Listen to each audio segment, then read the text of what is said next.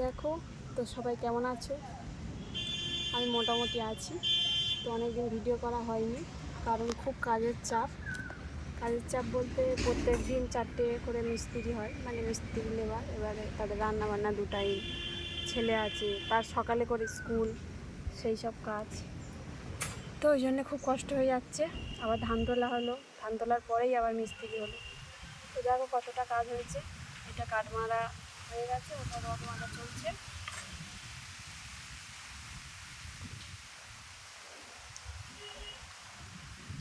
খুব তাড়াতাড়ি আমাদের ঢালাই করবে।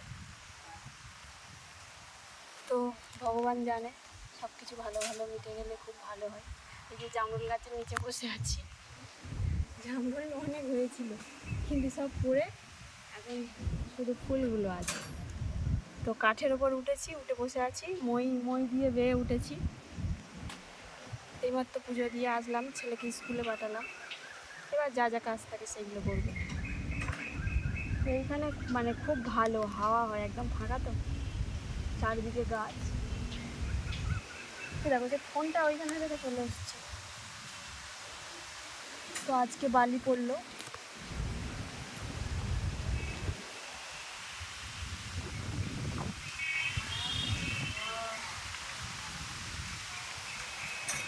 ওই একটা আমাদের ছাদ, ওই একটা ছাদ।